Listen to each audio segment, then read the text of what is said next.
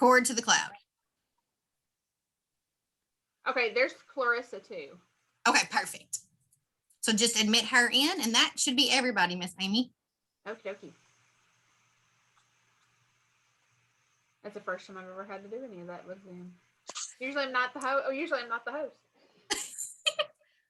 All right, Well, I know I'll you start can over because share. we've got some new people. I'm Amy Ramage, the Independent Living Coordinator. Like I said, I cover all 17 counties of our region, and I have been in this job for 2 years now. I was a adult protective services investigator for 10 years. I covered Caldwell, Lyon, Crittenden, and Livingston. During that time, the Lakes region took over our extended commitment kids. We were kind of guinea pigs for the state. We decided to lessen the caseloads of our CPS workers and these kids that were technically adults. We took them in, and I was the caseworker for about 7 years on those extended commitment, and I loved it.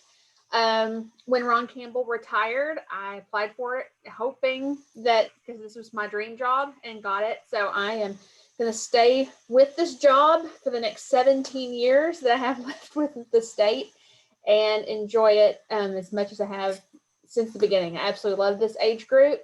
They can be very trying and mean and rude, but I know they have had rough lives, they've had rough backgrounds, and sometimes they just need some tough love, and they get that from me. And I adore these kids. I have 265 to 275 on my caseload, and COVID has really put a strain on things, and being able to see these kids has been really rough, but it does look like we're going to be able to see them soon. So I guess I'm going to start, since I know there's a lot of questions, I'll start with those so I don't confuse anybody, and then go from there. So whatever you have to ask of me, shoot away. I'm ready. Okay, Amy, I want to start because Okay. I want to ask you, you said you have 265 to 275 on your caseload. Tell me, what does that consist of, and how do they become on your caseload? On ours, our program starts at age 16. So when they are 16 years old and they are in out-of-home care with the cabinet, they basically enter my portal, which we call Knighted. So with Knighted, we start our services at 16. I provide services from 16 till they age out at 21, but I still work with them until age 26 to 28 if they continuously use our resources, such as tuition waiver, education training voucher, Medicaid, and I'll get into some of the aftercare services later. But I can work up to age 28 with these youth, depending if they still need me after they age out.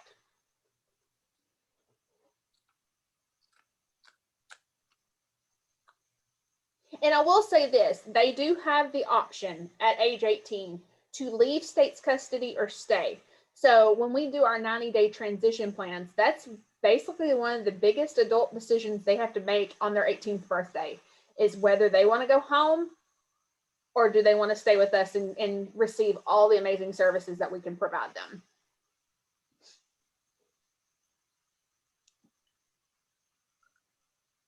I know we recently had a child that was put in pre-independent living. Can you tell us a little bit about what pre-independent living is? Pre-independent living, well, I will say this, our placements consist of foster care. We do have youth that do stay in their foster homes. We have some wonderful foster homes in the state, and they do have the opportunity of staying. I also give them the option of pre-independent living. Pre-independent living is still an apartment that we help provide through our programs. But with pre-independent living, they're not ready to reside on their own full-time, going to school, going to work, going, to appointments. They still have that, I'm not going to say security, but they have the opportunity of more supervision than a independent living program would be, where they are just living on their own and they not only meet with a social worker like once a week. So with pre-IL, there are therapists on campus, wherever their apartment complexes are. they have their social workers, and like I said, there's a little more supervision involved, but basically they're trying to train them and get them ready to move forward into independent living apartments, or just ready for independent living if they stay in a pre-IL till 21. We like pre-independent livings because we know there are kids that want to live on their own and they think they're ready, but once we start going through our checklist during our transition plans, we pretty much say, let's take a step back, get these skills in check, get those behaviors in check, make sure you know how to budget right, make sure you know how to, fill out for job resumes and college, all of the stuff. There's a huge checklist. And, once they see that they are showing improvements in those behaviors, adult skills, that's when we move them into independent living apartments.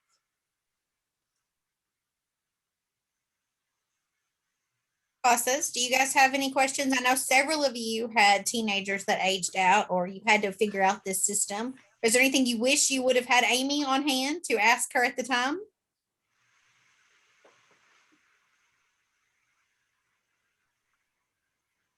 Richard, I can't Amy, hear you. oh, well, can you hear me now? Yes.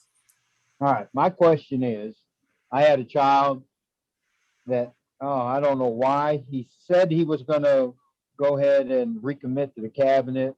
And then at the very last minute, he said, no, he didn't want to recommit. I tried to convince this child that he needed to recommit to the cabinet to get full effect of all the benefits that were available to him. And I was like, there are plentiful, and there's so much you can take advantage of. But I didn't know what I could do, how to encourage him, and I didn't know if you had any suggestions if it was ever to happen again. The suggestions, it's hard to get some of these kids to commit. They think 18, they're free, they're ready to go. And the good thing about our program is, even if they leave at 18, they have a year to come back. And that's always a good thing. We know some of these kids are like, I'm 18, I know what I'm doing, I can do whatever. And they get out in that world and they're like, I'm not really prepared. So we do give them an opportunity to come back. And they have to apply online to come back into care on our Kentucky Rise website. And I'll share that website here in a little bit. But they have to fill it out, and it comes to us. And if they want to come back into care, we have a meeting. It's between me and his or her previous social worker. And they have to make that decision, and we have to see what they've been up to since they left care. Now, we've had some kids want to come back into care, and they are pending 7 or 8 charges through the jail, or they're in jail, and we can't do that we can't take that chance because of the liability. There's liability, obviously. Now, if it's minor charges like traffic or a minor drug charge, we'll work with it. But we're pretty hard. We lay it out on our expectations because we just don't want them to get back into care and we do all this work, get all these services, and then they jump ship again. So as a recommendation, you can push them towards me. I have had so many chats with so many youth lately. Hold on just a second. My son's coming home from football practice and he's outside. I apologize.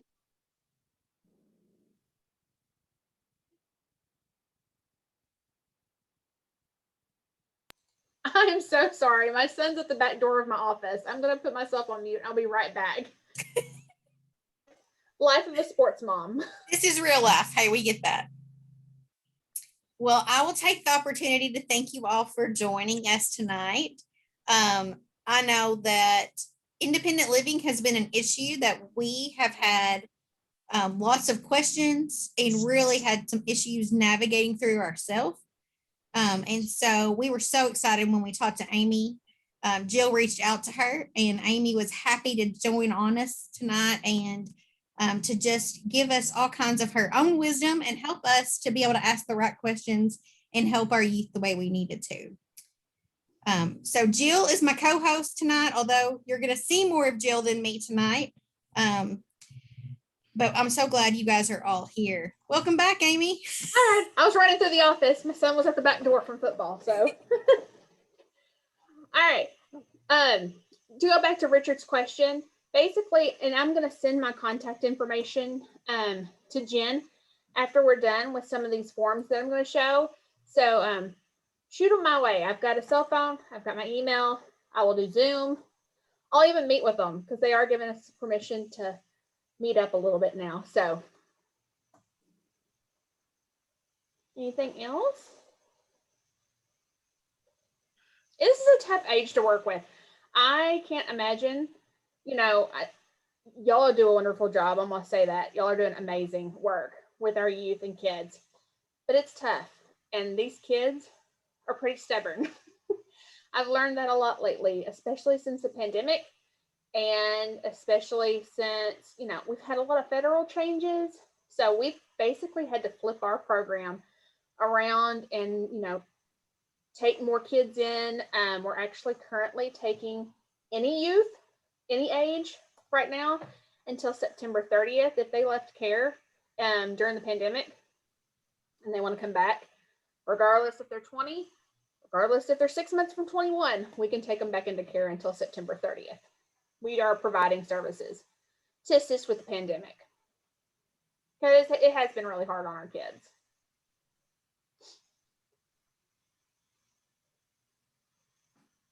Any other questions? I'll start showing my forms here in a minute. Let me see if I can get Kentucky Rise. I will explain that. That is our one-stop shop for our youth. I'll get that pulled up real quick.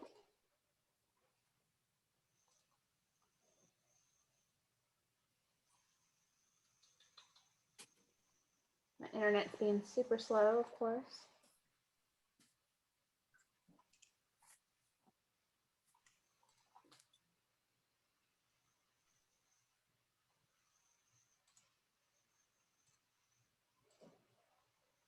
All right, here we go. Finally, I'm going to share my screen. Can y'all see that? Yes. Okay, Yes. so this is Kentucky Yes. Rise. Kentucky Rise is our website that our program has developed in the last year and a half.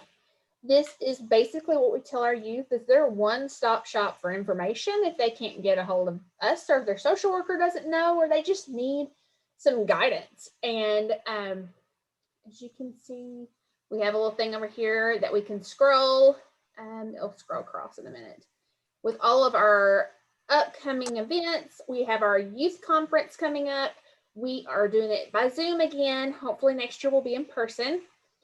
And our youth will have a whole weekend. We are involved as well.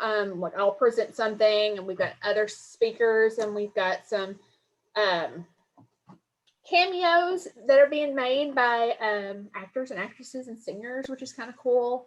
And there's a grab bag for all of our youth that they'll get mailed to them. So that's pretty cool. That's our upcoming event in June. And this right here is our Voices of the Commonwealth. I'm going to click on that. Our Voices of the Commonwealth, or our VOC, is a group of foster care youth aged 16 to 23. This is kind of like a part-time job. They have to go through an interview process. They have to do a resume, the application. I mean, there's a full, it's like a job, and they get paid to do events with us. They get paid to do events with Frankfurt. Sometimes they will travel with us to the national convention in Florida. They do a lot. Of course, it's kind of been on the back burner due to the pandemic, but they are bringing it back together.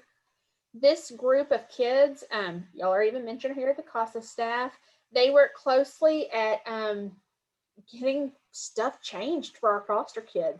Our foster care Bill of Rights, our foster youth Bill of Rights came from a VOC member from the Lakes region, actually. He just graduated from Northern Kentucky University, which we're really excited about. These are just some pictures. One big thing our VOC does is they make change for the better for our youth. They went to Frankfurt.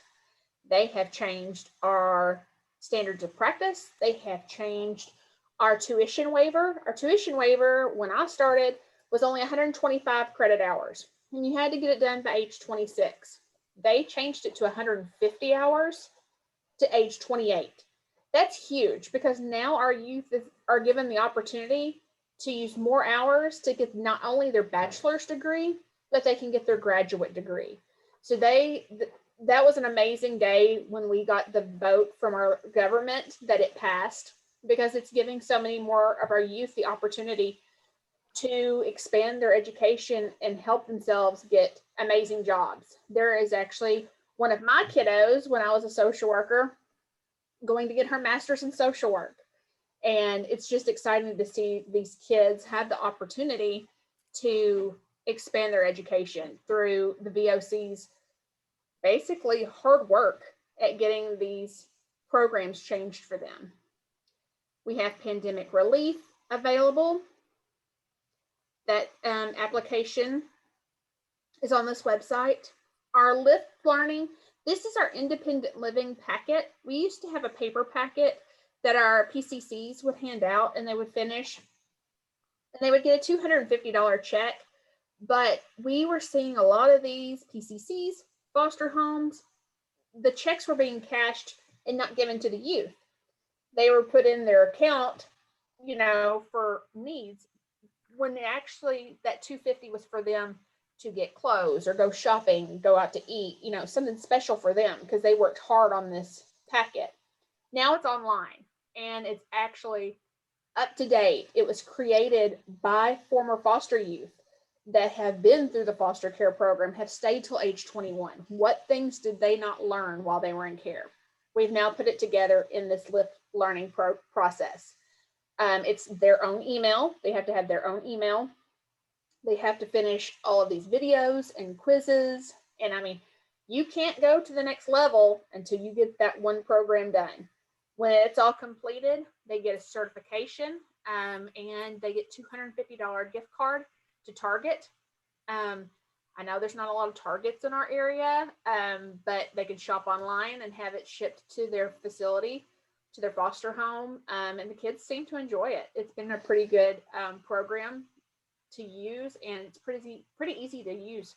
It's user friendly. Even the kids that aren't techie have understood it, so that's a good thing too. It's for everybody.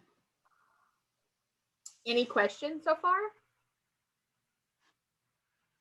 Amy, in our original curriculum, I did show them the old binder, one, and there was packet.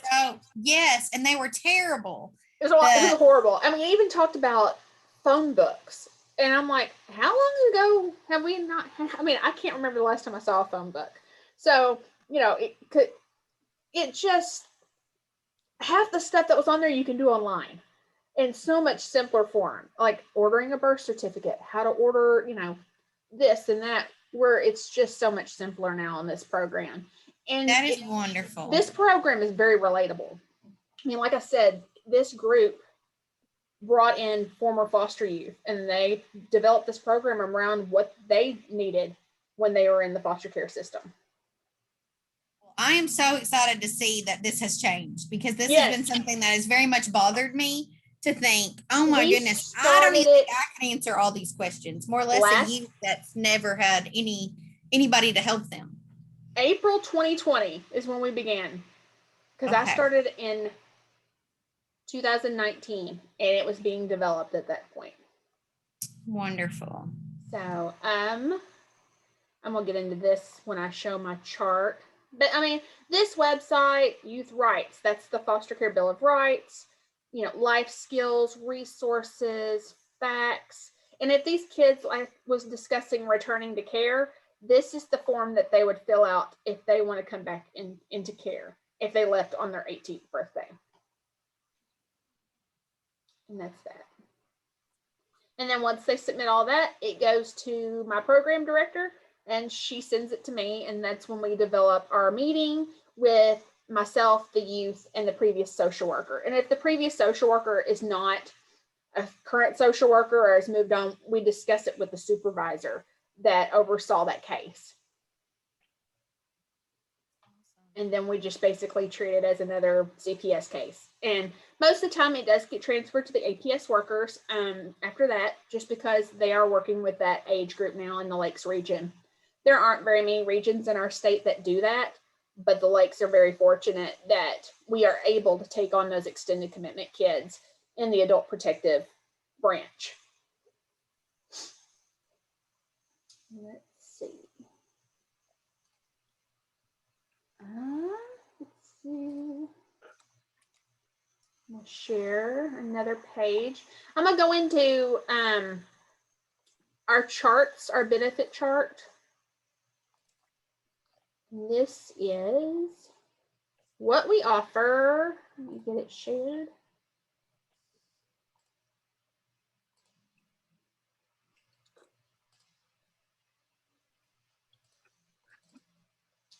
All right. Let's see.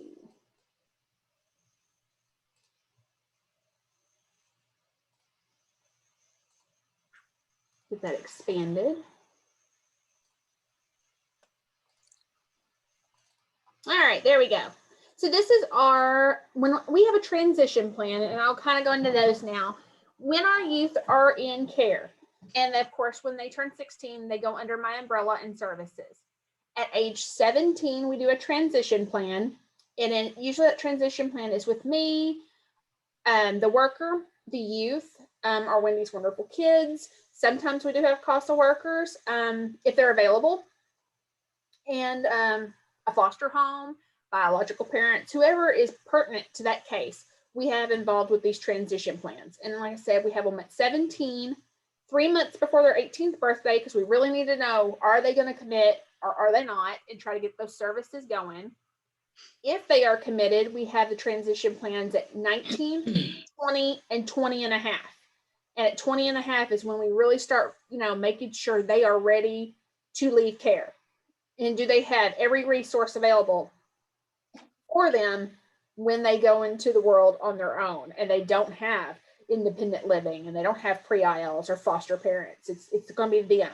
So at that point, we make sure that they have everything available, all the paperwork's in form, they've got it filled out. If I need to send it on, I can to Frankfurt. It's just making sure everything on that checklist is done before they leave us, so there's no confusion. So this chart just shows what our committed care kids will receive, and the education assistance, if they are living in a dorm, we are now able to provide them with a stipend. That has happened in the last year and a half. When I started at this job, they resided in the dorms. They got very little because, usually they just have their tuition, whatever was left of their tuition waiver and their FAFSA. But now our youth are able to get a stipend each month to assist with food, needs, necessities, car insurance, phone bills, that type thing. We have our tuition waiver. Our tuition waiver is for any youth that was in foster care till 18, whether they leave or whether they stay. Their college tuition is paid for with any public university and or state community college. They have to start that program within 4 years of their diploma. And like I said, it is up to 150 credit hours or until they're 28 years old to get that. Our Earn and Learn program is for our DCDS youth between 18 and 21. And these are for the kids that they don't want to go to a 4-year college, get their 4-year degree or 2-year degree, but they're really interested in like certifications and trades. We have a huge abundance of trade school options within our community colleges. And so what we do is, of course, we pay for it. It's free, but we also give them an incentive of $250 every time they finish a credential. So like welding, I'm just going to use that one because that's a really big trade opportunity for our youth. And we have a lot of kids in it right now. It's 3 semesters. So they're going to get $250 3 times every time they graduate with that certification. And currently we are in our fostering success and earn and learn time. We're hiring kids into 10-week internships. They're getting paid $15 an hour. That is through UK. We are partnering with UK with that. And our Earn and Learn, we are partnering with our pre-ETS counselors from our community colleges. And so we have right now, I believe in the Lakes region, 5 youth that will be a part of the Earn and Learn summer program. Our housing, we've discussed our pre-ILs. We also have our independent living programs, college campus. And we do have scattered site apartments, but that is for our really stable and mature youth. And that's more in the Louisville, Lexington area. And our youth development funds, this is something new as well. We have a lot of kids that like to play sports, and they have extracurricular activities like piano or gymnastics or cheer, and there's fees that go with it. We are now able to pay for that up to $500, which is pretty cool. Driver's education, we can pay for the state driving schools up to $500. Transportation, we can help pay for a car up to $500, and then employment, if they've got like uniforms and stuff like that, up to $500. We can help pay for those for these youth 14 to 21. Amy, is that one time $500 or each Yes, year? no, it's up. It's up to. I think some of them are up to $1,000. There's different amounts for each of them, but I do know the sports and clubs is up to $500 for a lifetime. Okay. I will tell an example of transportation. I had a youth who bought a truck for $600. It was by his next door neighbor. He was a self-employed mechanic. Bought the $600. We paid him $500 back. So he literally got his truck for $100. He was only out. So to see that youth, get that opportunity and just the excitement he got for getting $500 back, because he purchased his own vehicle was pretty awesome to see. College prep, that's usually for ACT, but our youth get an ACT waiver. I have that. So if any of your youth ever need an ACT waiver, let me know. It should be free by most high schools anyway. Sometimes it gets mixed up and they have to pay, but we have that opportunity. Education, we do have money to help with fees, like those $150 admission fees or whatever, housing fees. We can help pay for that too. Our healthcare benefits, our youth who stay in care at their 18th birthday are eligible to maintain their medical card until age 26. If they leave care, they are ultimately responsible after that to make sure that paperwork is in with our family support office. But they do have the opportunity of having free medical cards until 26. It's just up to them to make sure that they are responsible in getting their paperwork in from the time that they leave care until their 26th birthday. LifeSet, we don't have any youth in our area in LifeSet. That's Lexington, Louisville area. And then this is the benefits for aged out youth. Not a lot of difference other than the education training voucher right here. This is for our youth that have left care after or on their 18th birthday or adopted. They can go into a college or university training program. This is for like public or private, and we are able to give them up to $5,000 a year until they're age 26. They will have case management with that because they do have to maintain a 2.0. They do have to maintain their transcript to that caseworker, but I mean, it's very little expectations, but to get $5,000 to help pay for that, it's a big help to a lot of our youth. We also have the Earn and Learn for our trade. Our Fostering Success program does assist in our youth that are not in care. And then this is our Project Life. Project Life is an aftercare service for youth that have left care at age 18 or 21. They have to be in foster care on their 18th birthday. It is rent assistance, case management, employment incentive. They are out of Louisville, but we do have youth in this area that use it.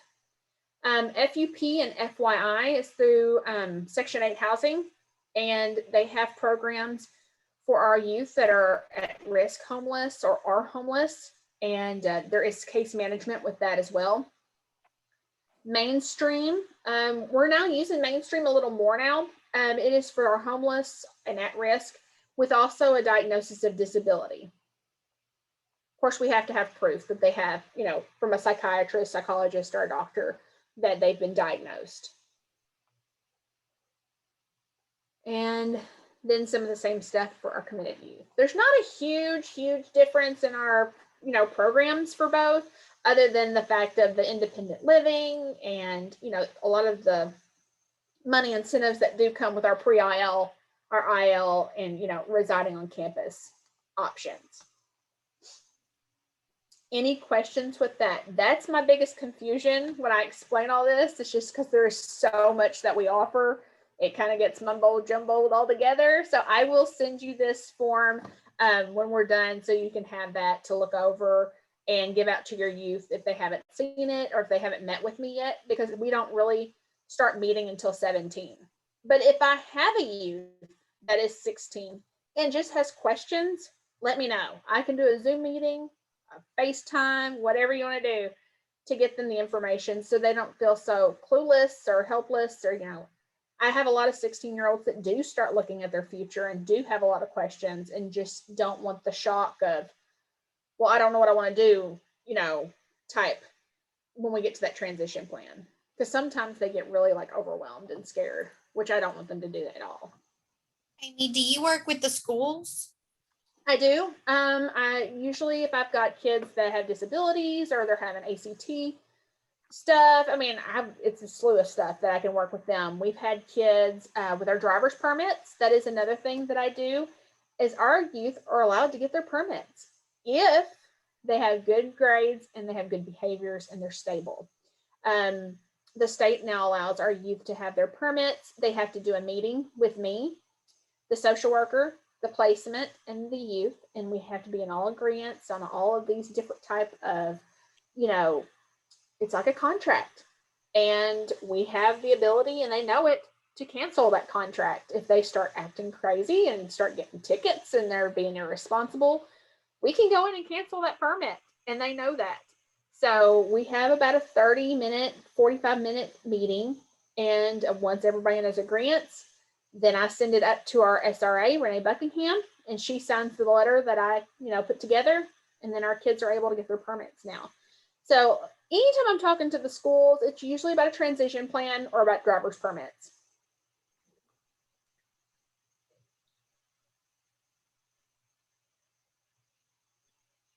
Anybody else got questions? I feel like I just spewed all that at you, and I apologize. It's just we have a lot.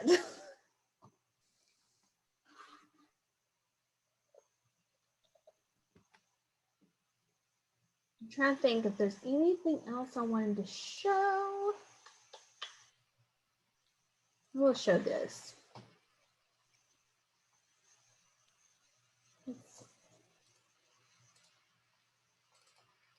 This is our map of our independent living specialists. I'm the blue. That is my region. There is some confusion sometimes with others. If the youth lives in Lexington, I'm just going to say Lexington. Is their ILS the person in Lexington? No.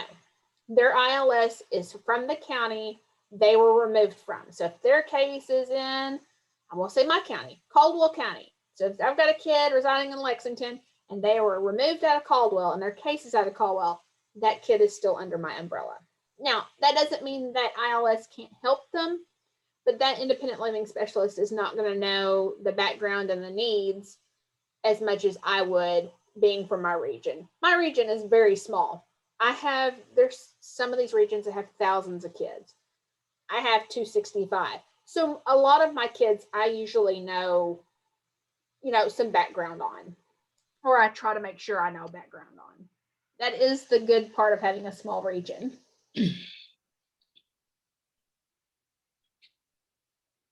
But that is all of my team. This is how we're broken up.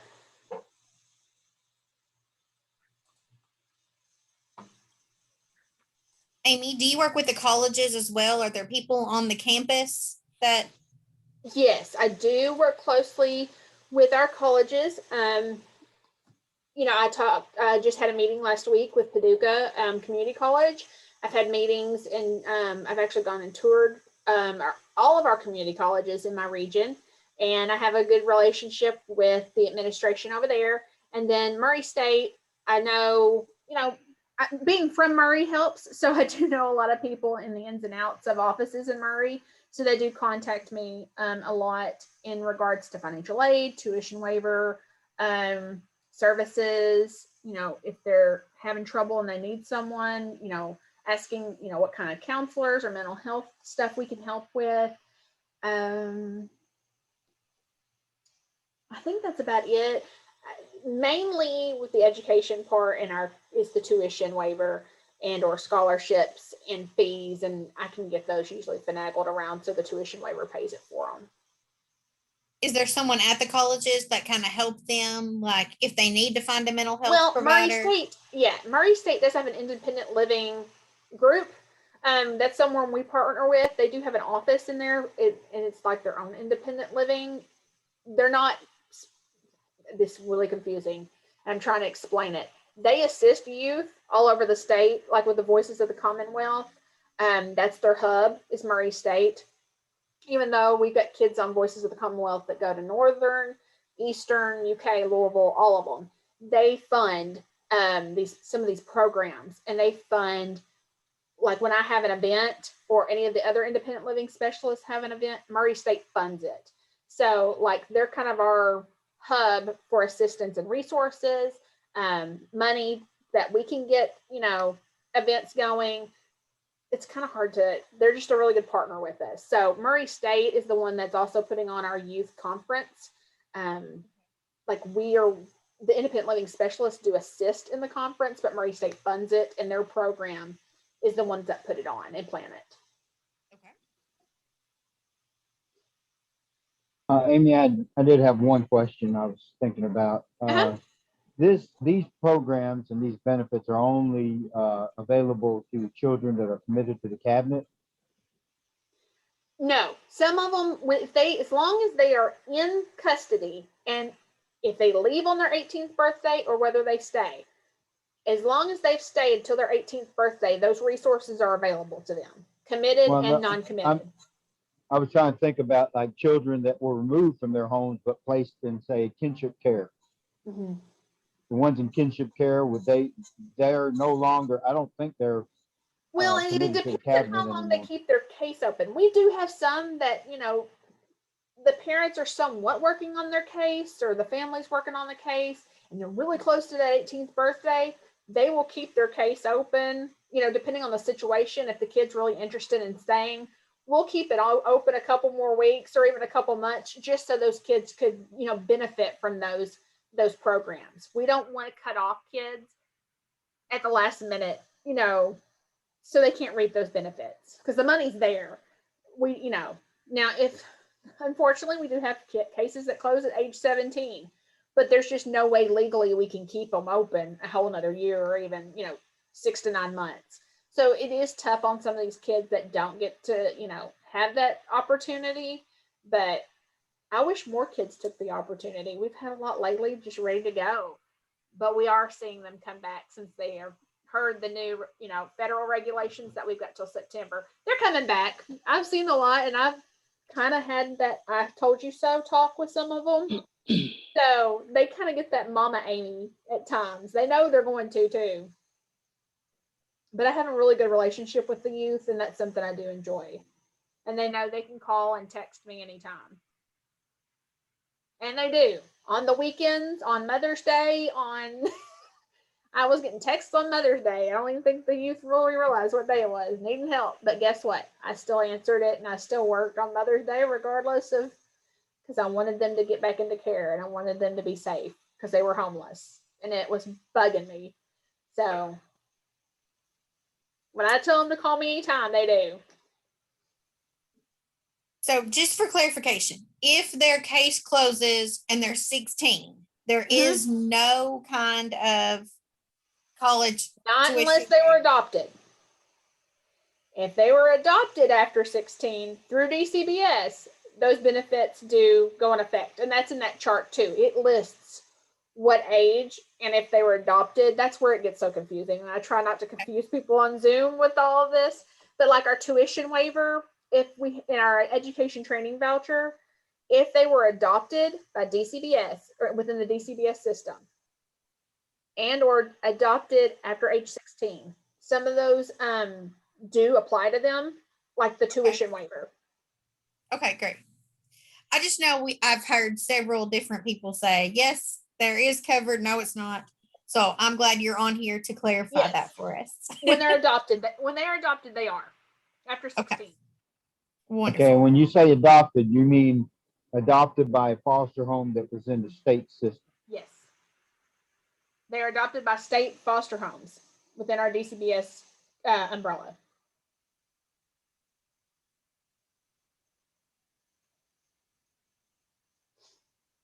Anything else? I know that there's a list of rules that they have to follow. What are some of those rules? We get this a lot. Yes. Okay. So with extended commitment, we have some rules. And they're really not hard to follow, and that's what I tell them. They can work full time, they can go to school full time, or they can do a combination of both. Work part time, go to school, part time. As long as they're doing those three things, they're good to go. And then within our programs, our independent living programs, there's rules and regulations with our ILs. You can't have a bunch of pets. You can't be having parties. You can't be doing drugs and alcohol. You can't have people staying the night or living with you. But, every IL's different. So that I just know that Sunrise in Paducah, just because I've worked and collaborated with them for so long. But, as long as you're working or as long as you're going to school, you're in good shape with the extended commitment part, because they have to sign that contract before they extend commitment with the courts. And you can't have any illegal charges or anything, right? Misdemeanors, we overlook those. If they're getting cleared, they're not going to be spending jail time while they're in extended commitment. If they're minor, they're going to get paid through the courts, their court fees. We are not going to pay them. They have to. But, if it's minor stuff, we understand they do stupid things. It happens. But like the one I was talking about earlier had like assault, like 3 charges of assault for domestic violence and, fleeing and evading. I'm like, nope, we're not taking that one back. He's getting ready to spend a couple of years in jail. We just can't take that back in the program. So gotcha. If it's minor stuff, we discuss it. We talk to the lawyers if needed. We'll get central office in Frankfort involved. But if it's already something that's being cleared up and, we can put them on probation as soon as they get in. We can do a probationary contract for extended commitment. And if they fail to do that, we have to release them. But we do give them a second chance, but they will go on probation if need be. And if they refuse to sign the probation, they get released. So they can make it as easy or as hard as they want on them. It just depends on their attitude, how they come into the program, and what they want to succeed, in doing while they're with us.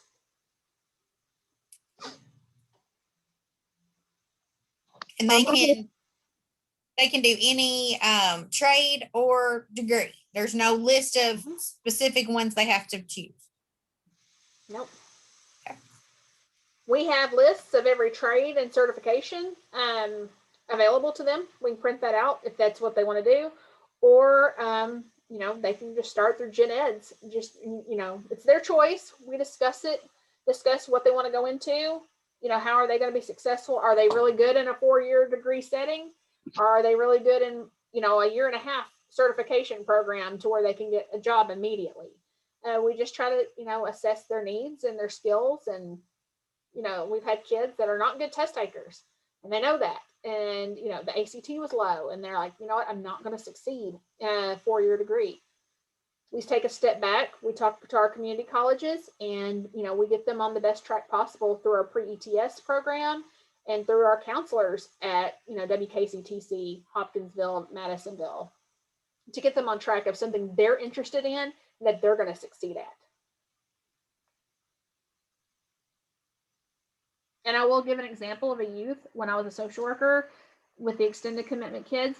Had a kid, he was horrible in high school. Could not do, he didn't want to do the work. He was not interested in your normal English, math, science, all the high school courses, and even gen eds. He just didn't do well. And he said, I don't want to fail. I've got to succeed. I've got to be that first person in my family to succeed. And I'm like, okay, well, he went into the welding program at WKCTC, did it for a year and a half, went to his graduation, and he ended up with a job getting paid way more than I get after 12 years at the state, welding for Calvert City, Kentucky, and getting transferred to Texas. So, I mean, he is super successful. He's loving his job. He's happy. And he knows he did something that he wouldn't have been able to do if he had gone back home after extended commitment, or even at 18. So now he's traveling back and forth welding, and he loves it. And he thanked me a million times for not giving up on him and, releasing him when he was having trouble, and, sticking with him and I was tough on him. There was a lot of tough love in that case management, but he's so thankful because his brothers are in jail and didn't stay with the system. They left, and he decided to stay, and he's now successful because of that. What about the military? Do you have any connections with the military? Well, we do.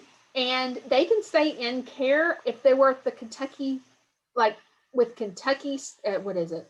The National Guard, or if they stay within the state, they can do that. Now, if they go to the Marines and they're gone to Georgia or North Carolina, they can't stay. Just because we have standards of practice that we have to do home visits with them every month to 3 months. So if they do go into the Marines or the Army, Air Force, they do have to leave care. Okay. But if they stay, with the Kentucky National Guard, they can stay in care. We do have kids doing that. Job Corps is also involved with us too. I don't know why I hadn't even talked about that. Job Corps. We have lots of Job Corps opportunities here in Kentucky. They are awesome. I have toured both of those facilities in our end of the state in Union County and Hopkins County, Muhlenberg County. Muhlenberg and Union County, and those are fantastic programs, and they're now a placement for us, which is awesome because they were not until August of last year. So now we can start putting kids at Job Corps and getting those trade school opportunities as well. And if they're 18 and not finished their high school, they can finish high school at these Job Corps as well. They don't have to wait till they get the high school degree. Oh, wow. Yeah. The Muhlenberg County one has the actual Muhlenberg County schools involved, and they are able to finish up their high school on campus with Muhlenberg County High School. Ms. Jill, do you have any questions? I'm afraid to talk that I might get jumped off. No, I've enjoyed listening to Amy. You've got some great information that's going to be so helpful for our CASAs and their teens. And we very much appreciate you joining us tonight. Well, I appreciate the invite. I'm glad I was able to come and join and talk to you. Yeah, and like I said, I'll send all my information out to you, Jen. All the forms that I showed tonight and my contact information, I'll send that in an email so you can send out to everybody. Perfect. Do any of my CASAs have any other questions for Miss Amy? This is Lisa. I had a question. I think I probably missed something, but when they go into your program, as far as housing, is it either they go back to the foster family they were with, or they go to a dorm at a school? Is there no actual, like, they can get their own place if they're not in school? Or when they are out of the dorms, we do find them, and they can go back to their previous foster home if they're available and their foster home accepts. Sometimes they stay with friends. Sometimes they're able to stay on campus, and then it just depending on the situation. If they're living in the dorms, where they would go next, we would find, respite for a little bit until, they could find, until they go back into school. It's a case by case basis on that. But you know, when they turn 18, they go into independent living. They don't have to worry about the school in, school out type thing because they have their own apartments. Same with pre-independent living apartments. We don't have a lot of kids that live in the dorms. I'm just going to be honest. It's not something the kids are really interested in because it takes a lot of their tuition waiver money Right. that they would get in their hand. And a lot of them depend on that extra money after their scholarships and their grants and their keys money and their tuition waiver is applied. They get a couple grand in their pocket to help pay for those bills. And they know if they do live in the dorms, that extra money is not going to be there. And Right. that extra stipend money is not going to, so it's a case by case basis on that. It just depends on the youth and their needs and how it's assessed with the social worker and myself. But you don't have like, I was thinking maybe they had like a certain set of apartments that just for these kids. Well, it is with our independent living program. Our independent living program actually rents from actual companies and apartment complexes, so many apartments for these youth. But Okay. they have to go through a placement program to get that apartment, Okay. such as Sunrise or NECO or Benchmark or Safi, just depending on what area of the state. Our area of the state only has one. It's Sunrise. And they have apartment complexes in Murray and in Paducah. Okay. That's what I had missed. That's okay. Amy, Mhm. I saw in the news where Sunrise was losing their funding. So does that affect you? It could. We're kind Okay. of just on the edge of our seats praying that, everything works out for the best because there's a ton of kids in Sunrise. And I'm like, this is really going to hurt our youth if they don't get something accomplished. And so I don't want to say too much because I don't want to get political. But I'm just saying, we'll pray. And I hope that it all works out for our kids and for Sunrise and the state to get along because there's going to be a lot of kids, affected if it's not. But we are still placing with Sunrise, trusting that this is all going to happen and go smoothly. They told us not to stop, sending kids to Sunrise, so that's a good thing. If they did lose their funding, could it be transferred to Latinco or like would another one pick that up? That's, from my understanding, what we've been told. We have not been told a lot just because we don't want to scare kids off or, Right. worry kids about their placement. I'm assuming that, like I said, we haven't been told anything. So we're just kind of like watching the news, and central office hasn't given us much information, but we're just hoping that it doesn't have to come to that. But yeah, I'm afraid we would have to move them is what I'm scared of, would happen. That's a Yeah. lot of kids. That's a lot Yes. of kids. And we've had a lot of PCCs close, like Benchmark and Paducah. I just found out Benchmark's closing in Paducah. Their foster homes, they're sending out to other PCCs. So fingers crossed. I'm like at the edge of my seat every day on what's going to happen next because our PCCs have been hit so hard by the pandemic and it's changed so much. And trying to get more foster homes and more people involved. This pandemic's just done a lot more harm to foster youth and foster kids than people think because of placements and funding. Well, and we've all struggled with the pandemic, more or less, being in a Yeah. home with a child 24 hours a day where you originally had them going to school every day. All of a sudden, these foster parents became teachers. I very much understand that it became a very different process when COVID happened. Yeah, so we're just right now we're waiting and watching and seeing and what happens. So I'm hoping to hear something soon. We all are. So because it does affect a lot of my job too, especially Yeah. with Trent. I've got 17 counties. My only independent living program in my region is a Sunrise. So yeah, it scares me to death on what's going to happen. Wow. Anything else? I feel sorry for Tommy if he's our next speaker because I feel like I'm taking up his time.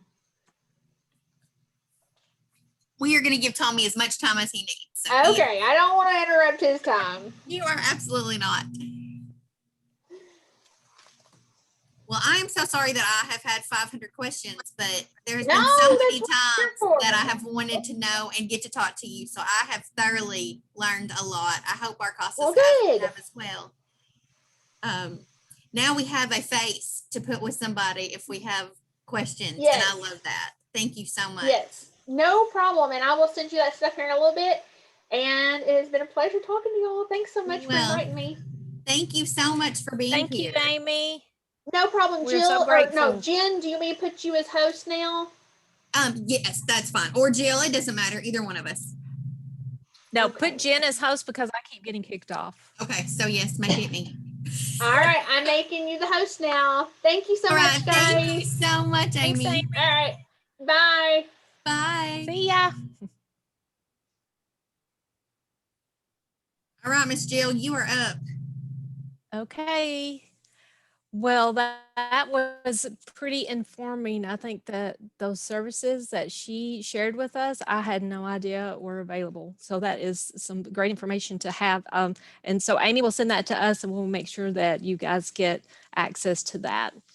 So our next speaker, this is a treat. I've known this guy for quite a while. He was in foster care up the street from where my parents lived, and he went to school with my older two children. I'm one of his biggest fans. And so when we put together this training and we were talking about getting someone that had been in foster care and experienced those things, he's the first person that popped in my mind, and I stalked him on Facebook, or actually my child did. We hunted him down and I found him. So I am so grateful that he agreed to do this, and I'm excited for you guys to hear his story. So Tommy, I'm just going to let you kind of introduce yourself and have at it. Thanks, Joe. I really appreciate that. Do you guys hear me real well? Yes. Okay, Yes. perfect. Probably shouldn't ask that while everybody's on mute. I'm sure everybody's scrambling to find the button.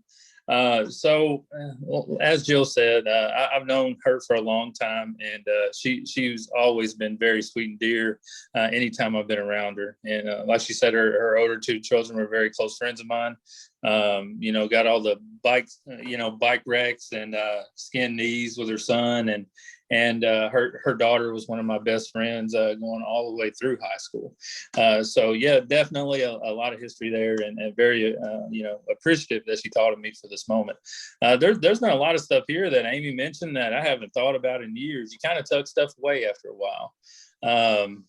But a little about me. I'm from Hopkinsville, Kentucky originally, and I've been in Murray for I guess now 16 years, actually 17 years. So I've lived all throughout Western Kentucky. We have pretty much just been anchored here in Murray. It's hard to leave Murray if you've been to Murray. So it's just the hospitality. You have people that actually genuinely care. So it's real nice as well. So a little backstory on me. I have a wife. I've been married to, this year. She's not in here, so I can get it right, I'm sure, with enough time.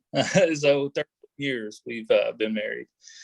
We have been together actually going on 17 this year in June. So we met in high school, and we essentially grew up together. We have 3 children. I have a 15, fixing to be 15-year-old. I have a 12-year-old, and then I also have a 2-year-old. And Amelia is the youngest, and she's by far the biggest miracle. Definitely a missing piece to our puzzle that we needed. So on another note, a little bit of history, before that. I went into foster care at 15. That was a by far a culture shock for me. But however, before that, I have 2 sisters as well. Both of them ended up going into foster care roughly a year before I did. So a little backstory on that. My mother essentially raised my 2 sisters. And then also my grandmother pretty much assumed role of a mother over me. So, however, we were always either living in the same house or we would have a duplex and we were side by side. My grandmother really kind of watched over my mother. Long story short there. So I would say first and foremost, my childhood, I would say up to about age 5, I would consider pretty normal. However, it's once my grandmother's health started to decline, that's where it really kind of went south.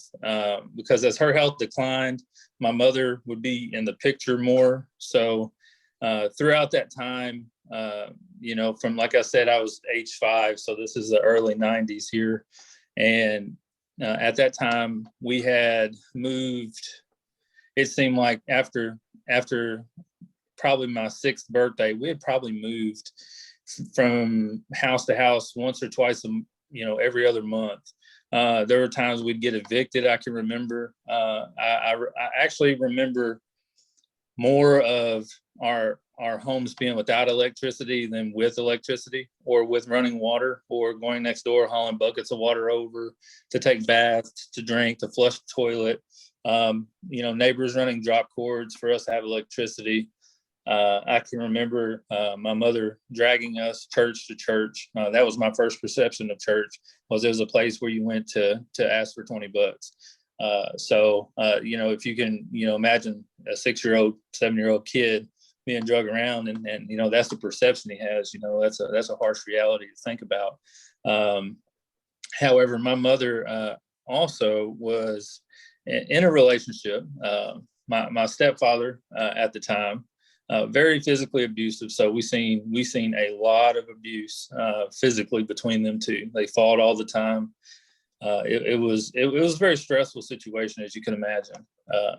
So eventually they would get married, they would divorce. My 2 younger sisters, I got one that's just 2 years younger and one's 5 years younger.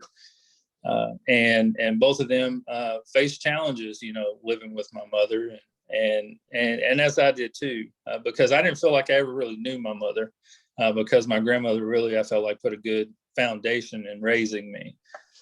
So, like I said, the early years I felt pretty normal. The years in between, 5 to 15, were very challenging. Filled with, a lot of uncertainty. Like I said, financially, a lot of uncertainty. Also a lot of abuse. And like I said, when Amy was talking about, the kids that, barely scoot by, I don't think I made a passing grade on any report card until my senior year in high school, which I averaged a C to graduate. It amazed me how much work people tried to pour into me to get me to that point. But with everything in between those middle years, all the abuse, all the, poor resources, I say I didn't have a normal Christmas until I had kids. To be honest with you, I feel like that is to be true.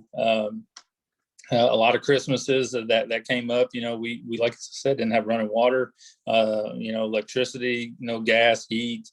So we'd be, either cold or hot, depending on the time of the year. The clothes we wore were the same clothes we wore every day. Most of the time, a church would drop off a bag of clothes that was donated, or we would get a voucher and we would have to go and pick out some clothes or some furniture from a Salvation Army, or whatever the case may be. Most of our meals were in the same setting. We would go to Salvation Army for lunch, and we would go to the shelter for dinner a lot of times. And this is, all for, for an age 6 to 10-year-old kid at that time, and dragging his 2 sisters around with him. You can imagine, that felt normal, we thought that was a normal way of life. But at the same time, looking back, we obviously know that's definitely not the way it should have been. There were several opportunities for social workers to react in between, that time frame.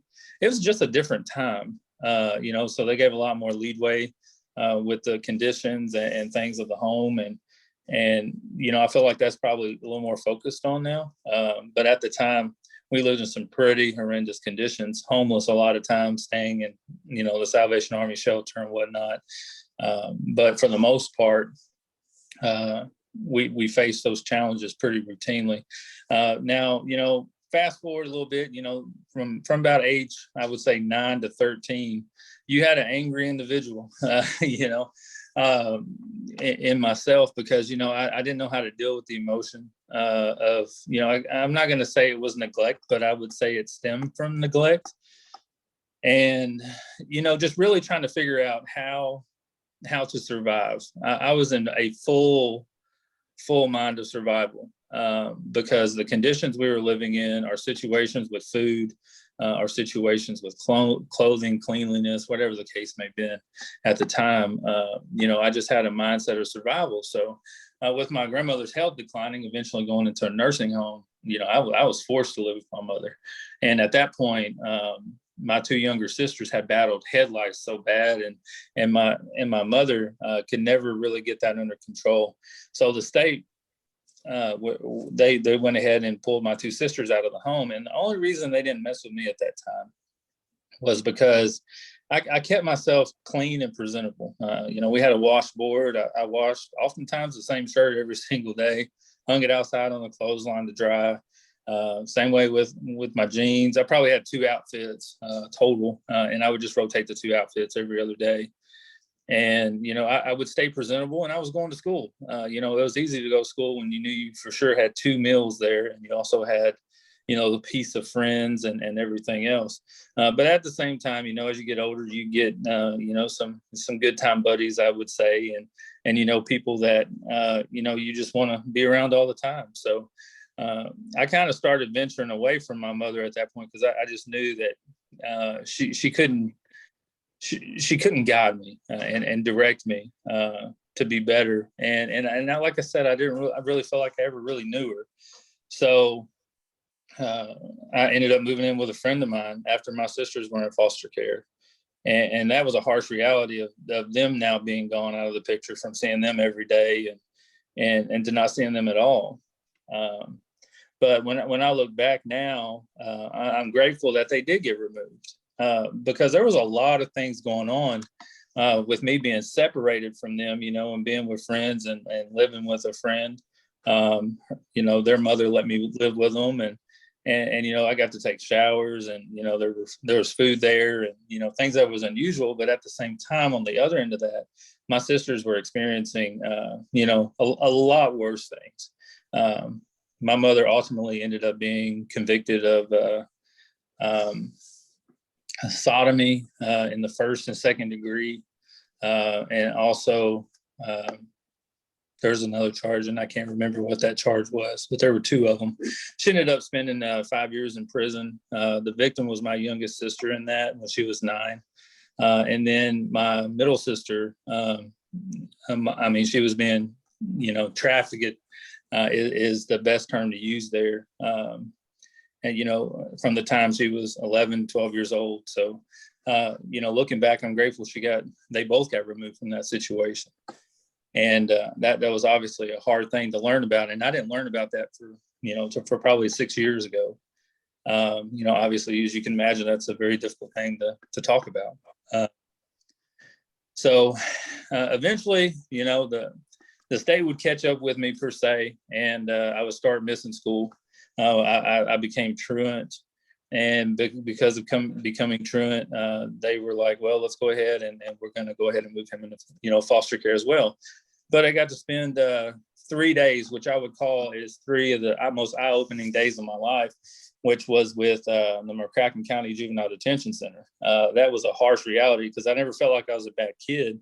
And to be in that situation, I never wanted to be in that situation again, to ever be enclosed in 4 walls. So once I finished up those 3 days there, I went directly into foster care. I was placed into a home that had my middle sister in it already. So it was a pretty easy adjustment at that time. However, there's a guy in the picture. With having a foster dad, that was going to be a whole new dynamic at that time that I wasn't really sure I was ready to handle. And it wasn't. It wasn't at all. So it took a little while to get used to him. I'm right at 6 foot. He was right at 5'3" or so. So that was really hard for me to take direction, that way at that age. And, long story short, we were able to find a happy medium, and I knew he had my best interest at the time. The one thing I knew how to do going into foster care was physically work. And that was a big foster family that was all about physical labor. And I guess that's kind of how you earned their love and trust was, hey, just show that you're willing to work. Anyhow, I started out at Murray High. That was where my foster home was here in Murray. And I went through, I went through 2 freshman years. I had failed my first freshman year because of all the truancy and everything. And I had to make all that up when I went into foster care, and ended up catching up in between a sophomore, junior year, and was able to graduate when I should have graduated. So that was great. But there was a lot of heartache in between there, a lot of growing pains, a lot of, I can remember the first time when I got in the foster home, I walked in, I had just a brown envelope that had an earring in it that I'd wore. And that was the only thing I brought to the foster home. And I can remember they said, you got a voucher for $300 for clothes. And they took me to Walmart, and I felt like the richest person in the world at that point, because I've never really been able to just go pick out those new clothes and put those clothes on. And a couple months later I went to school. And I've never started school with, I would say the new outfit. I can remember kids would wear their new shoes and get up and go to the pencil sharpener, to showcase those shoes. I was never that kid. But, getting in a home where, I had a bed, I didn't have anything else in my room but the bed. But that was more than enough for me. I had a comfortable heating and air and everything. So I started to really, I guess, kind of put my shoulders down a little bit and really adjust at that time. My social worker was already very tenured, very seasoned. I think I might have been like one of her last kids because she was already fixing to retire. But I can remember every month, or it was every 3 months or so. It's hard to remember looking back, but she would always do these home visits, always take these pictures from my life book, and I just remember looking over those pictures, of the 3 years that I was in there. And it just really amazed me, because I came in looking so malnourished, and I'm very healthy now. I'll say that. But at the same time, I had a big challenge in front of me, just trying to unwind and really accept everything. There's so many different angles to my story that I feel like I might be skipping over, but I'm trying to really just summarize a lot of this, because there's a lot of negative, and I don't like to spend a lot of time on the negative because the positive so outweighs that time period in my life. So a little bit fast forward there, I was able to work through the relationships and really get to, make peace with my own prideful issues and go through high school. I got to play football as soon as I got to Murray. So I learned a lot about discipline and a lot about toughness, I guess, and really had to gain some responsibility, playing that particular sport. But at the same time, developed, some really great relationships with friends, met a lot of great people, in high school that I still stay connected with. We have 4 friend groups that have been almost together as long as my wife and I at this point. And we all stay very close and connected still. But at that time in my life, I never foreseen my life this far down the road. With that story behind me, a lot of people meet me, they find it hard to believe I have that story. But what I will say is people like you guys that are in this call are the reason, I can say I've had a firm foundation planted in my life, because regardless of the situations that I was in, I didn't know I was poor until someone told me I was. I didn't know that I wasn't wearing the best clothes or looked the best until someone told me I was. But there was also several points in my life where people like you guys loved on me, and loved on me hard. I had several phenomenal social workers that I never felt like I was an inmate. I never felt like I was just a number. I felt like the best interest was always at heart, regardless if it made me mad or it didn't, So the fruits of your labor, I would guess, pay off tremendously, because regardless if it seems like, we're listening. We may not like what you're saying, but we're listening. And the guidance down the road really starts to blossom. That seed you planted really starts to kind of, fertilize and really starts to grow. And a lot of that I didn't realize in that time, but I've been out of foster care and out of state care now for 12 years. And those 12 years have been phenomenal years, and I still stay very connected to a lot of those individuals that planted seeds in my life, and to fast forward, to her point, I knew turning 18, this old boy didn't have anywhere to go. So independent living was right up my alley. I was like, that will buy me 3 more years. I can go to college. All I got to do is work. Well, I have no problem working. So when I graduated high school, I moved to Paducah. I went into a program that it was and it was inaugural. It was their first.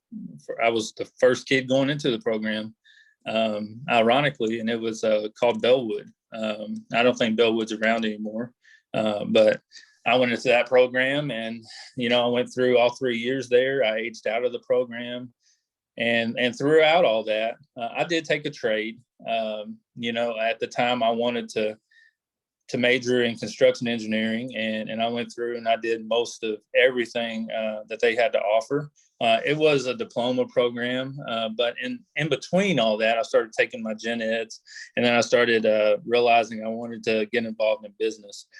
Because I was already working at CVS Pharmacy at that time, and I started to really learn a lot about myself. I felt like I would be good in a leadership role. I felt like I could really, I guess, prosper in that particular field, if that's the right word to use. But I started working for CVS Pharmacy. I worked for them for a couple of years while I was in college. I was working for a company called Doll Hairs. Several of you guys may remember that company. I was working 2 jobs almost the entire time of college, and working or going to school 17 credit hours a semester, and then eventually went down to 12 hours because that became too much. But my career really started to take shape, and I was offered a management opportunity with Walgreens in 2008, and I took that and ended up working for that company for almost 11 years. And then I was recruited away from Walgreens to CVS as a store manager, and I worked for them for a little over a year, and ironically was recruited over to Office Depot, and I'm currently a general manager for them for the last year and a half. My life has definitely been twofold. The chapters are all there, and it sounds like an amazing story, and I guess it is. But the story doesn't happen without people like you guys. People that planted those seeds, people that loved, on me in those darkest moments of my life. Jill's one of those people. Her son, I'll never forget. He was one of the most penny pinching guys I'd ever met. And when he was in high school, all he'd do is sit on the back patio at her mom's house, looking at his bank account, making sure a penny didn't move, and she's probably laughing now because it was true. It was true. And I remember seeing that, and that encouraged me at the time, like, man, this kid's younger than me and he's saving money better than me. But anyhow, we're here 12 years after, and my wife and I, we got married in September of 2008. By then, we had already had 2 children, and Christian and Haley. And like I said, here we are down the road. We have 3, and Amelia's 2. And let me tell you, for an old boy that came from a background that he has, My wife is the children's director of our church, and she's a phenomenal wife, a phenomenal mother, and definitely the missing part to my life that I needed. I say we grew up together. We grew up together. You know, she has her own unique background as I do, but the story doesn't. I wouldn't deem it a success. I would deem her a success because she has to live with me. But you know, when I reflect back, you know, at the way that my life's played out, it doesn't. My story doesn't happen without people like you guys, and I can't over stress that enough. People deem me a success story, and I hate that statistics, you know, say just because I go through and hold up my end of the bargain, I'm deemed a success story. My thing is I did want to better myself, just as Amy was saying. You know, you want to break the cycle. You want to be the one that you know, does a little more and doesn't repeat a cycle. And I'm hungry not to repeat the cycle, but I'm more hungry to be the best husband and the best father that I can be, and to give back in any way I can to the foster care organization. I went through my tenure with NECO. I stay connected with NECO. I definitely, any opportunity I get to speak on behalf of that organization, I do it in a heartbeat. You know, just like DCBS was. DCBS was always good to me. You know, social workers were always good to me. Just like the nonprofit organization of Bellwood was always great. So I can't say enough about the state care. I hated to see it come to an end, to be honest with you. I liked having a place I didn't have to pay for and bills I didn't have to own and stuff. So, you know, like I said, reflecting back, the story doesn't happen without people like you guys. And I know there's a ton of kids out there that's going to look down the road and they're going to see something that you did or you've said that poured into them in a moment where it doesn't matter about the past. It just matters that you poured into them in a moment where they needed something poured into them. And you know, that for one, you know, I know myself, I've tried to go back and find almost everyone, my teachers. When I graduated high school, I just want to say I did it. You know, every one of them probably counted me out because they're like, man, this guy he can't pass the test. He can't do anything. You know, and when I look back, the situations I was in would make it very hard for any kid to academically succeed. But at the same time, you know, it's my story. It's unique. It helps someone, I hope. Someone that's just listening to it, you know, hopefully at some point relates, you know, that's in care. And, you know, maybe he's on the fence about aging out. You know, my hope is that if one person reconsiders and says, hey, I'm gonna ride this out and see what happens, that they have a different outcome, you know. But I don't want to take up too much time. You know, that's a snapshot of my story. Like I said, I really want to outweigh the positive than focus on, you know, any negative, you know, and there's a lot more bad in there, but it just, at the end of the day, it just really doesn't matter to me anymore. I'm just grateful for the people that came into my life when I needed them, you know, needed someone the most. And even though we didn't recognize that in the moment, we're able to, you know, recognize that now because Tommy McIntosh wouldn't be who he is without people like you guys. And there's a lot more kids out there, I believe, would attest to that as well. And there's a lot more kids out there that, you know, we're just maybe not aware. You know, I've had opportunities to sit on the board for CASA in Christian County and over in Callaway County, and it's just never worked out. You know, I thought I need to spend a little more time to reconsider that. But that's a commitment that I have to make sure that I'm ready to make a commitment. But I think you guys do phenomenal work in every area that you guys have to handle youth. And I get that it's challenging. Yeah, youth is definitely a lot more challenging now than it was 15 years ago or 12, 13 years ago. Definitely a big change in behavior and the culture overall. But, you know, if I say one thing, and I'm just going to wrap it up here, it is just, your labors will pay off. You know, they're listening. I was always listening, regardless if I, you know, like I said, if I thought I needed to or not.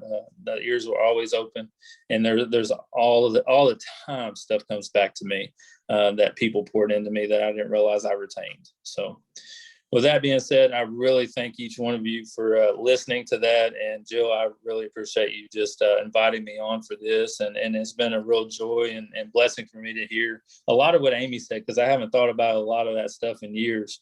So, and if you guys got any questions for me, I'm definitely open for questions too. I do have a question. I love hearing your story over and over and over, and you don't give yourself enough credit because I think you are awesome.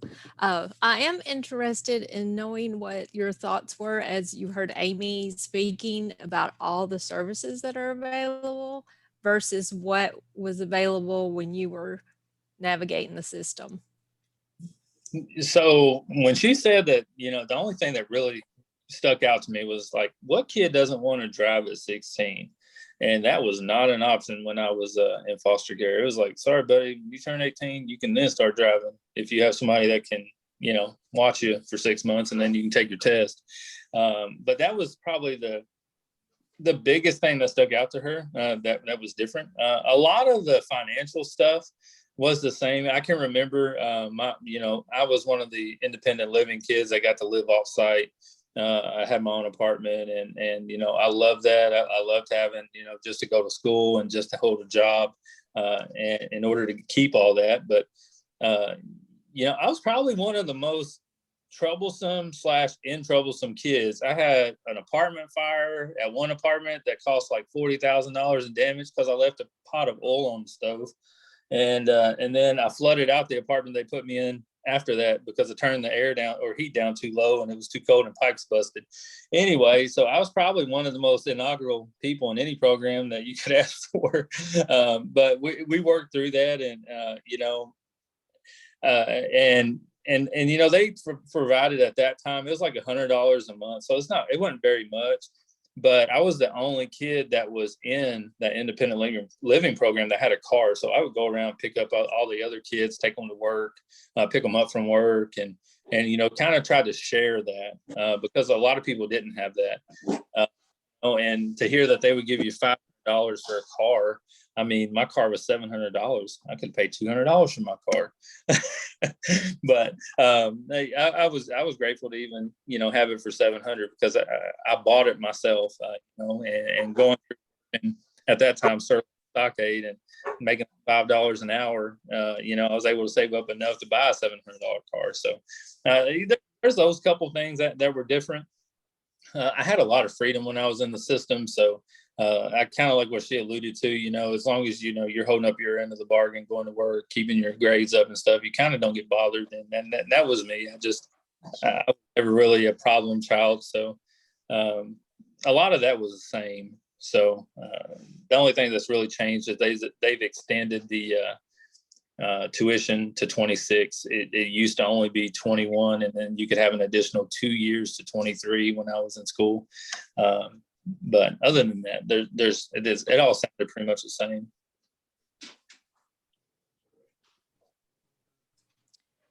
Okay, we'll kind of open it up for questions. If any of you guys have anything you want to ask Tommy.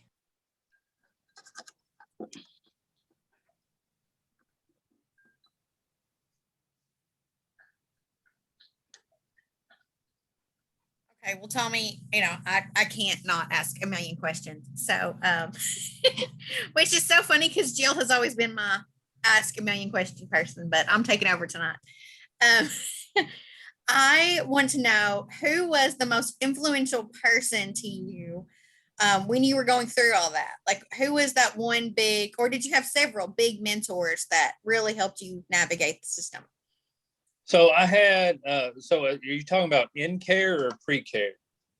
Just in your life, like throughout your life, who were those main components? So I would say right before care, about a year before, I had a friend of mine that was going to a church, and the pastor of the church and the youth pastor just kind of talked to me one Sunday when I went in, and really, I guess, kind of, created an immediate bond. For one, they're two men, and I found to be, very caring at that time. And I've remained very, very connected with both of them. Both of them are still currently pastors of two different churches in Hopkinsville. And I talk to them on a regular basis. those were two men that I would say, for a better lack of term, showed me essentially what a man should be and how a man should act. And I'm very sound in my faith, and try to live, under that umbrella. Now, when I went into care, that was a hard, as far as influential goes. There's been so many state workers, and I don't, there's a gentleman named Jim Burns that comes to mind. This dude looked like he drove a Harley. He had long hair, beard, and I was like, this guy's a social worker, by far the coolest dude I've ever met. And that guy at an early age took down a barrier from me that I think kind of really set me up for success in that time in my life. As far as influential, I would say Jim Burns was that guy at the time. However, like I said, my wife came into the picture then, so I had a lot of time and investment there. And she was kind of my level playing ground, and she worked through a lot of what I would say my troubled years would have been at that time. So I would have to say, between a couple of my old pastors, a social worker, and then my wife, that would be by far the most influential people.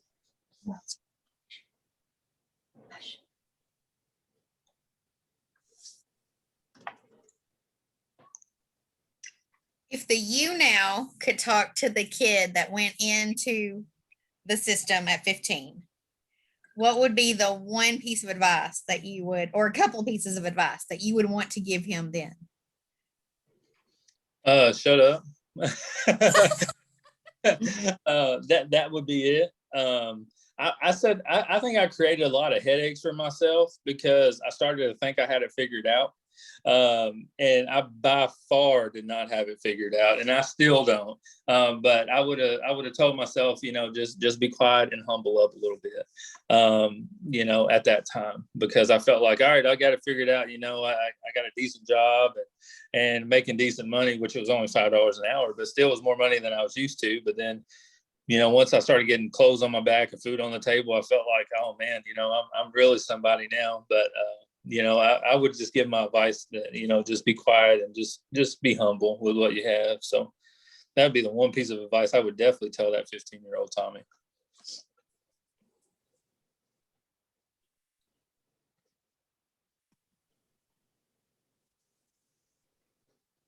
Richard, Lisa, any of you guys have anything to ask Tommy? I'm so used to you guys all having great questions. I'm just want to say I'm so glad you turned out to be a success. Oh, I appreciate that. It doesn't happen without, every part of it, every seed they got planted, it doesn't happen. And I think that's what a lot of people really forget sometimes is in the moment, that maybe they feel their efforts aren't paying off, that people aren't listening. And I ran into I was telling Jill this earlier, I ran into a guy that I went on respite with and stayed at his house when I was like 16 with him and his foster family. And I ran into him in Walmart and, just had that moment of like, who is this guy? He looks so familiar. And, when I asked him, hey, are you from here? Of course he's not. And, he said he lived in Paducah a little while. And I stayed in a home in Mayfield with him for a while. And he said that nothing about foster care. He said nothing about foster care. Everything else was around work or school or something of that nature. And I just looked at him. I said, were you in foster care? He said, as a matter of fact, I was. And it's just so ironic to, see those kids. There were 50 kids that went through the foster home, 50 plus kids that went through my foster home. And I was just one and done, just because I just followed the rules and wanted to make sure I did everything I could to keep my bed essentially and my food.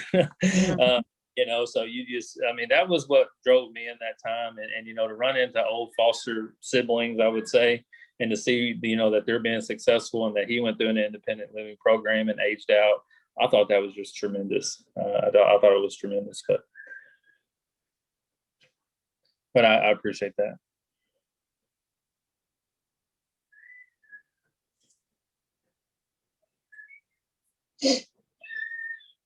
Anybody else have any more questions?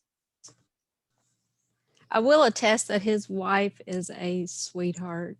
and he's lucky to have her. I agree 100%. Tommy, do you, And he do you was still have telling a the truth about my relationship? son. That's funny. Tommy, do you still have a relationship with your foster parents? No, one thing, my motto of my life to anybody I talk to, and I don't know if this was out there somewhere subconsciously, I picked it up, but I've always said, you can't determine the cards you get dealt, but you can determine what card you play. My foster parents are no longer foster parents. There was situations there where they had adopted 3 girls. The oldest one, when she turned 18, had came out with some allegations that turned out to be pretty true about against the foster dad. And it's unfortunate, but that was definitely a hard rift to repair, especially when, the, accusations were, valid and true. And there was a confession there and everything. So, it's one of those things where, you felt like you get a family, but at the same time, you're like, there was a lesson to be learned from there, from that moment. But no, unfortunately, I have no contact with them whatsoever. And you just, like I said, you can't determine those cards. It's all part of the story. Unfortunately, I don't talk to my sisters either. Just an update on them. My middle sister has had four children. She lost the first 2 to foster care to try to get on her feet, and she fought an addiction problem. We have the opportunity to take the 2 kids. At the time, they were the same age as our 2 oldest. And my wife had lost her mother in a car accident at the same time.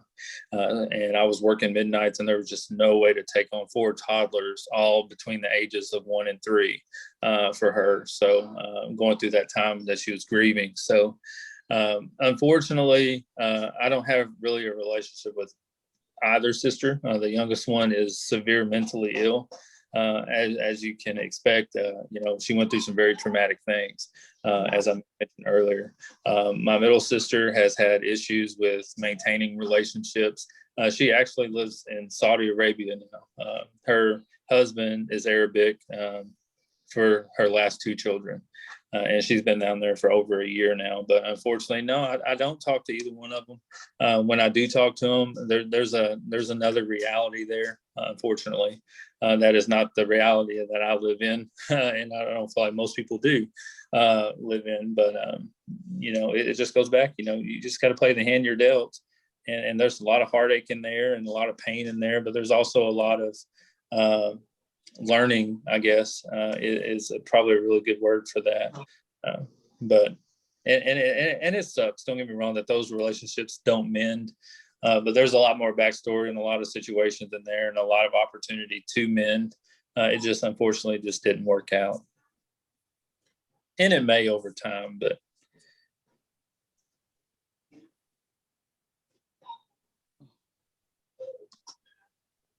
Anything else? Does anybody else have any questions? Well, Tommy, we are so grateful for your time. I know you work very hard and your time is limited and you love to spend your spare time with your family. So we're grateful that you jumped on and shared that story with us. We're very appreciative. And to me, I'm always inspired when I talk to you because like I said, you don't give yourself enough credit and you're very kind. I mean, I could just sit here and say all kinds of gooey words about you, but they're true. They're really true. So we're going to let you hop off, I guess. And we're so grateful. And if we ever have another opportunity, I hope that you'll join us again and share some more of your stories. And Tommy, all one right, thing I want to mention before you hop off, we are going to send our CASAs a hour-long Facebook link to Teen Focus, which was several children that spoke about what it was like in the foster care system. And if Jill would send that to you as well, I think you might really enjoy that. Okay. To kind of hear some other kiddos. They are all just 18 or about to turn 18. And so they're kind of talking about transitioning out. But there's a foster mom on there too, talking about what it was like to connect. And I just thought maybe you might also like that. Yeah. Oh, yeah. But I know my CASAs have been very quiet, but I will tell you firsthand that they work diligently. They are all volunteers. They all put in tremendous hours connecting with their children. Sandy and Richard both have had some very challenging children that have aged out of the system. Sandy just had one. And that we don't really know what her future is going to look like. She had already had some dealings with DJJ. And when given the opportunity to recommit, she said no. So I think that Sandy and I, we worked a lot of hours talking about what it would be like. How could we have done something different to offer her some real encouragement through this, and fell short. And so I thought maybe this might be a good way for Sandy to feel better as well, to hear some success stories and to know that maybe later on, even if not now, that later on she will remember all the times and conversations that we've put into her in her life. And hopefully one day that will matter to her. And it will. I'm sure it will. But you know, I'm so grateful that you took some time with us today. My kiddo and I raced on scooters, so that's why you're not seeing my face. I'm sorry. Next time, I promise, I'll show who I really am. I'm the one on the far right in the polka dotted shirt, in case you were wondering. Okay. but I do so appreciate you being with us. It is always so encouraging to see that, you know, sometimes we have, especially in CASA, we have some really challenging cases. We Sure. normally get the hardest. And so it's nice to know that even when you come from the hardest situations, you can still succeed Right. and have a really great story. And I have no doubt that our CASAs are a small part of all of our children's stories. That's I right. love that, you know, even in some of your darkest times, you were surrounded by great people that loved on you Mhm. and encouraged you. And how amazing to be here on the other end. I hope we all make it to or to Office Depot sometime and see you in action. How There you cool go. would that be? There you go. But thank you for giving of your time tonight, and thank your wife for letting you sneak away to be with us. No, you're very welcome. No problem at all. Thank you again. Thanks, Tommy. You're very welcome. You guys have a good night. I'll be talking to you Thank soon. you. Thank you. You too. Okay, so to the rest of my panel, I want to say thank you for joining us. I told you all would get 3 hours credit, and I'm not going to lie. What I'm going to do is send you out the Teen Focus link. It is an hour long. I would like for you to watch that and then send me back an email that you have watched it and what you learned from it. I think you will thoroughly enjoy it. Jill and I have both watched it, and both of us were like, oh my goodness, our CASAs are going to love this. The lady from Hope Unlimited leads the discussion, and she is a foster parent herself. And so that was a very interesting session. And then I know that several of you, I think, Richard, I know for sure, I think you did. In the past, we did Nina's story, which was like a case study. So you do not have to do that again. But to the others, if you would like to do Nina's case study, I'll send that as well. And that would be an additional hour. So you could get 4 hours for today.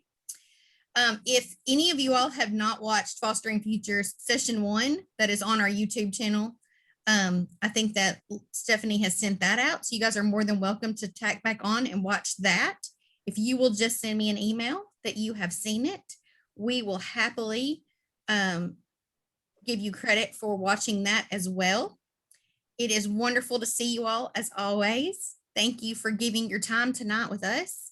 Thank you to Jill, my amazing co-host, who found Tommy and got all the connections with Amy. She did all the hard work for this one. I'm so proud of her.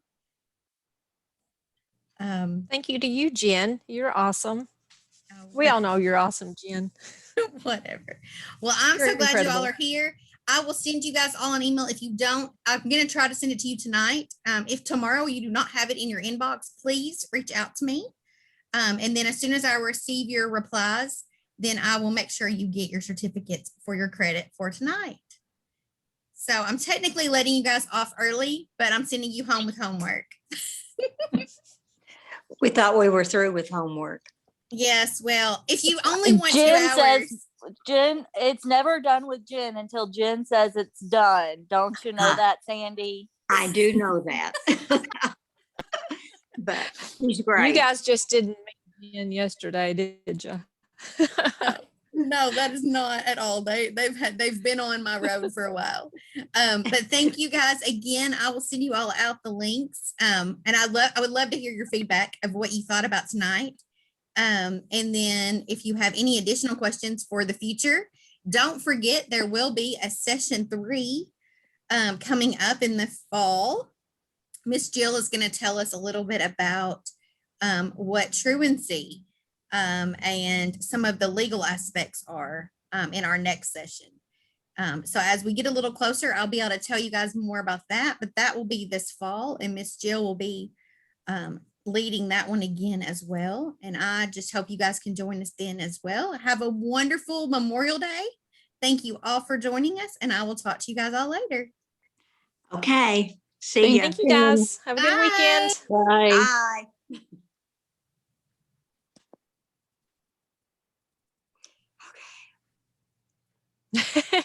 Jen, you're funny. Okay. Okay. But- Well, I don't know. There's still that cheerleader in part of me that I can't make go away. Okay. Oh, all dark. bless. Woohoo. Amy was Amazing. incredible. I'm like, wow, I'm we so have excited. a new best friend. I know. And I feel like She's we cool. can Didn't use you love her. Tommy? Oh my gosh. How could you not? I could literally have asked him 100 more questions, but I felt like I was already asking like a legitimate 100 questions. And I can't believe my Costas were so quiet. Like it blew my mind that I none of figured them they'd had have more really- questions. Oh, I mean, I will tell you, they all have 100 questions. I think that they, I don't know. I thought it was kind of strange that they weren't talkative, but that's okay. And maybe because they weren't talkative, that'll be good for the people that are watching it at home later. Maybe they can think of more questions. Oh, there you go. Right. But wow, you did so good by getting them. I mean, I am so impressed. I can and to tell you, just- Tommy he is really like that. I mean, that is who he is like in real life. I love it. And he just seems so genuinely sweet and kind. He is, and he's one of those humble, grateful people just to be I alive. mean, so hard. His life is still rough, not having any relationship with his foster parents or his sisters. I mean, that still really hurts and has to Oh, be tough, definitely. And gosh, to find out 6 years ago that all that had happened to your sisters and you didn't know, Yes, I can't even That was- imagine that. that was devastating. It really was. Oh, my heart just was breaking for him. Like I just didn't want him to hurt, I was just like, oh, we have not stopped. We're the still recording. Sorry. Can you go back and edit that?